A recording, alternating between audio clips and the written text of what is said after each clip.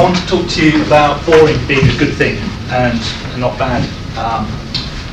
Complexity is necessary sometimes, but not always.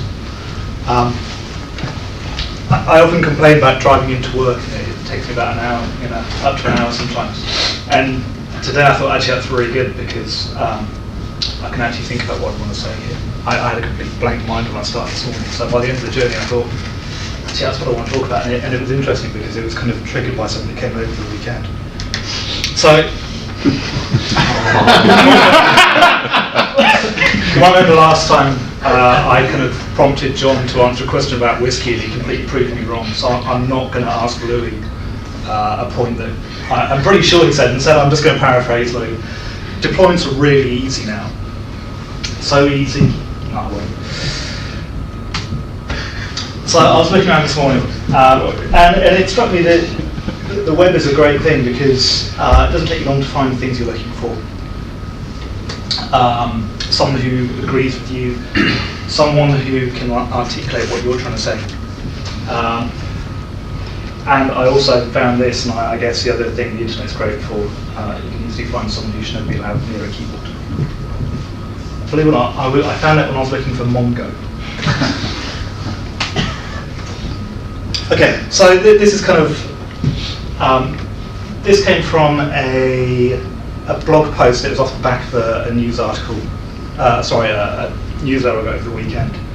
And this really rung true to me. So this is kind of going back to Louis' comment of it's really easy to deploy stuff now.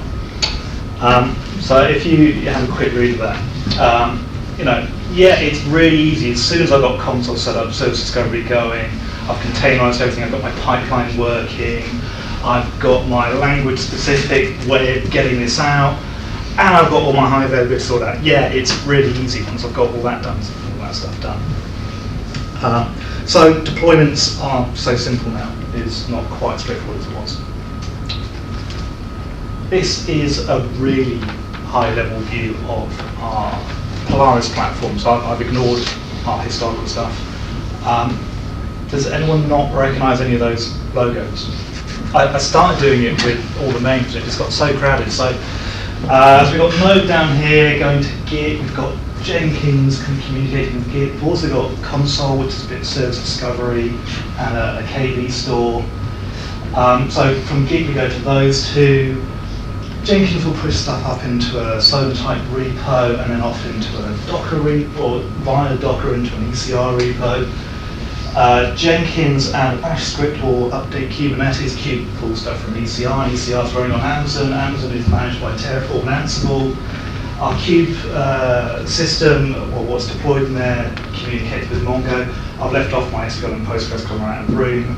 Then we've got Elasticsearch to monitor it, we've got Prometheus monitoring it, we've got Grafana to watch what's going on in Prometheus. Actually, also got Grafana talking to, you get the picture. It's not really simple.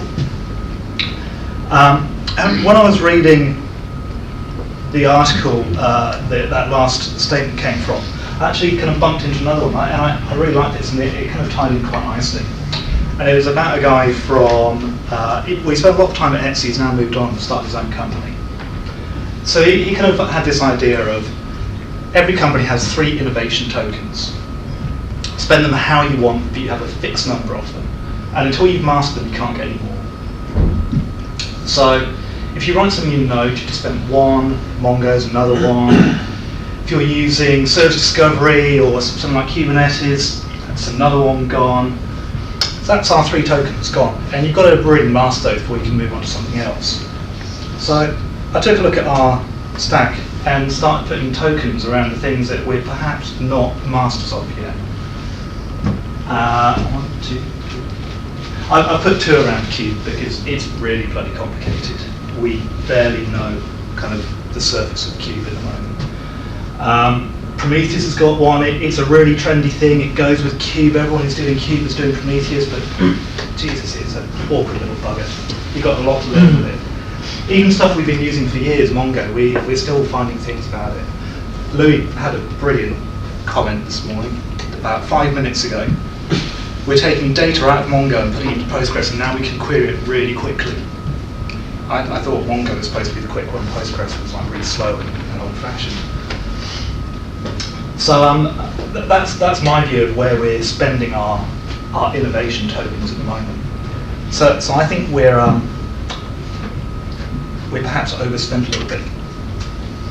So unnecessary complexity. We've got a lot of things going on there. Microservices are good. They help us develop quickly. They help us quickly understand one problem and change it. But they're really complex and they require a hell of a lot of complexity. So are we now in innovation debt? Are we now so innovative that we actually really need to go and do a lot more learning around the stack we've got? Don't introduce something new unless you've got a really good reason for doing so.